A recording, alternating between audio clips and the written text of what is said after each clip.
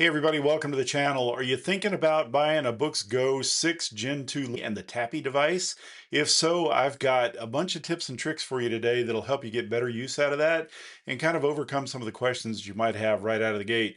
But before we start that, I feel like my Boox Note Max and my Go 10.3 Gen 2 Lumi had a baby. I took my cameras into the delivery room. I want to show you what I captured there.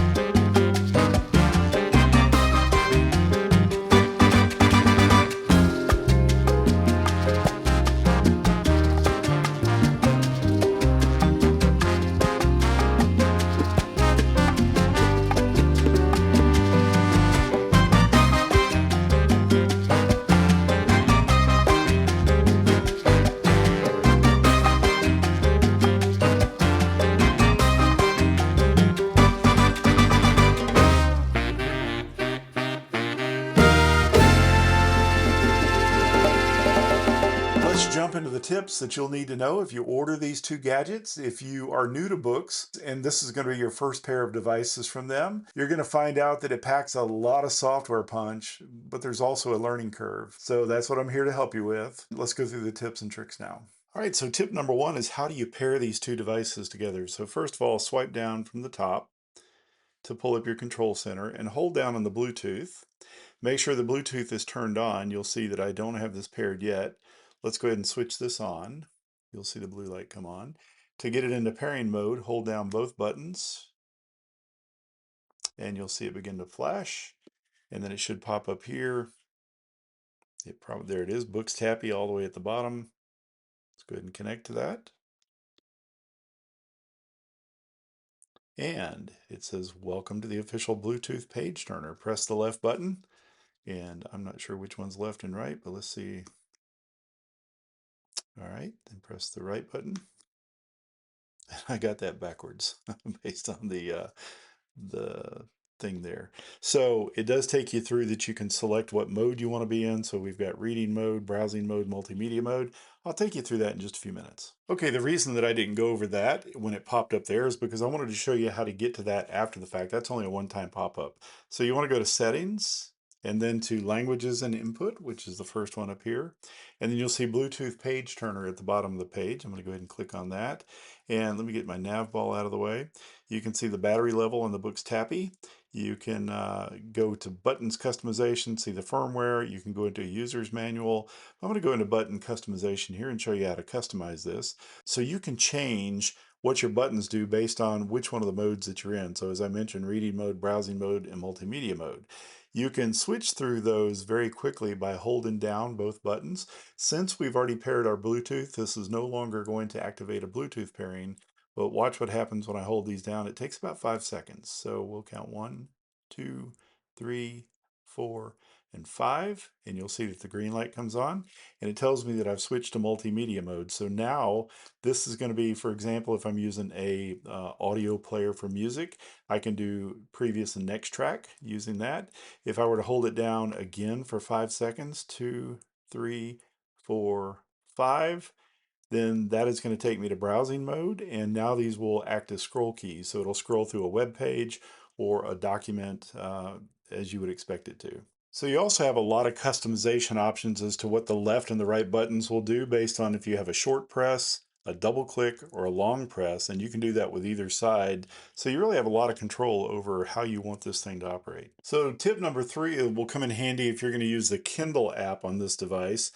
My Boox Tappy came by default of having these buttons set to volume up and down, and if you try to use this in the Kindle app, you're just going to get the volume control. What you can do, and I could not get this to change when I moved the buttons back to previous and next page, but however, if you'll come into the Kindle app and you'll hit the little font icon there, and then go to More, and then scroll up where it says Turn Pages with Volume Controls, you can turn that on, then go back to your book, And now this will control the Kindle app. Right out of the box, if you also bought the InkSense Plus stylus, by the way, this does not come with the device. You have to buy it separately. But if you bought the InkSense Plus stylus and you want to use it with this device, you got to get it connected. And there's not an obvious way of doing it. There's a couple of ways you can wake up the pen. If you know that the pen is charged, you can just, press the button and then, try it. You can swipe down from the top and see if you've got a couple of things. Do you have this area where you can brush it and get the status update? If it updates the battery, you know it's working. If you see that you've got a stylus icon here, make sure that that stylus icon is activated. I don't think that that shows up until you've actually got the pen connected though. But a couple of ways of doing it. If you really just wanted to kickstart everything, you can plug in the stylus to a USB-C cable for just a minute and then come back and then activate it, and it should work fine on the device. All right, this next one has to do with customizing what your home screen looks like. I've got apps set as my home screen, but you can set it for any number of things. Let me show you how to do that. You go into settings, and then you go into system display. And then hidden in the middle of all this, you've got home screen navigation bar. And then up here at the very top, you'll see that the home screen is set to apps. I can select this, and then I've got 4 different things that I can do. Let me get my nav ball out of the way.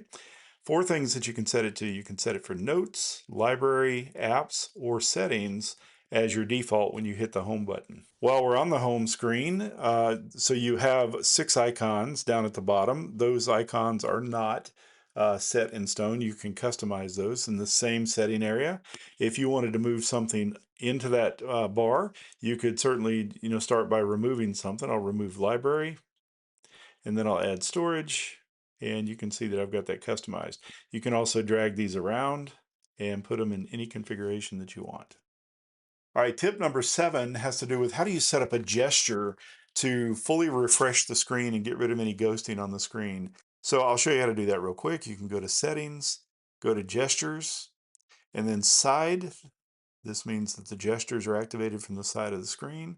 I'll swipe all the way up from the bottom, and you can set either side to be a full refresh. I've got mine set to the left side, and you can choose from any of these options. But now if I want to do a full refresh, I can just swipe in from the right or the left side of the screen, and you'll see it refreshes my screen. All right, the next one is how do you make this a completely focused device for reading, where if you've got apps installed on this thing, because it does have Google Play, you can install any Android app on it or almost any Android app on it.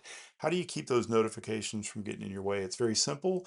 You just swipe down from your control center and do 2 things. You can mute notification and then swipe over and do not disturb, and you are good to go. There will be no notifications and no sounds out of the device at that point. For tip number 9, we'll stay in the control center. You can see on my last tip that I had to go to 2 different screens to find mute notification and do not disturb. If I wanted those to be together, I can hit on the pencil icon, which tells me I want to edit my control center. Now I can drag do not disturb to be on the same page with mute notification, and I'll exit the edit mode and you'll see that they're there on the same screen. I can arrange them better if I wanted to. But another thing that you can do is you have some tiles down here that are not on the quick access menu. You can add those to it, or if there's things on here that you just don't ever need and you want to take them off, you can take those off as well. Tip number 10 is also control center related. So you'll find that as you're navigating around the device, sometimes you may touch this, some of the icons up here you see like battery and Wi-Fi and do not disturb and all those other things. Sometimes if you're working with stuff and you hit it with your finger, the control center will pop down. It's just an accidental touch, and it just pops down with a touch. You can turn that off, and you can say I only want it to come down with a swipe. So you can go to settings and then system display. I'll show that here.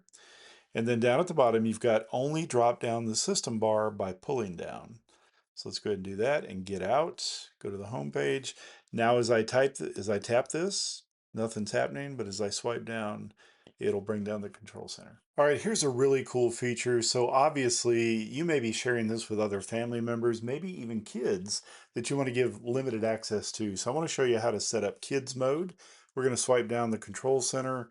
It happens to be on the second page. I'm going to say kids mode. And as you can see, I've already set myself up as a kid, just trying this out. Let's go ahead and add a kid. And let's just say that that kid's name is Don. And we're going to hit OK.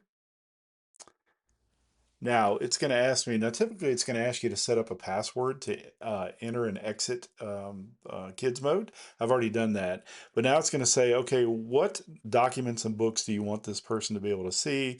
You can go through and select them.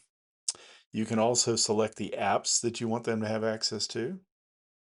And then you can set a duration of minutes that they're able to use the device, anywhere from 30 to 180 or limited. Let's just say a 30-minute time limit. You'll see that time limit up in the top of the menu, and you can always get back to that by typing, and you can exit kids mode, and you have to put that password in. I just put the number 1 4 times because I'm not actually using kids mode.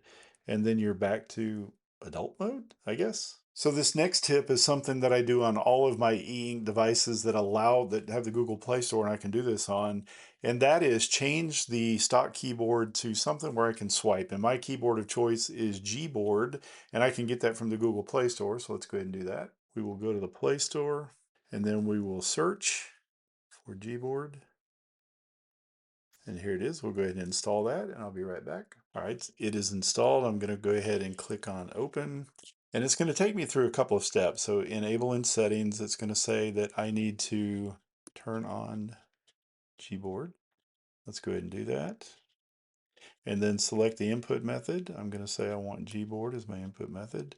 And then I'm all done. So now when I'm in a note, now you can see I've got a swipe keyboard down here. So I can say hello world, and it works wonderfully well. In several spots on this video, you've seen me fighting with the nav ball. So that's this little thing that you can float around the screen.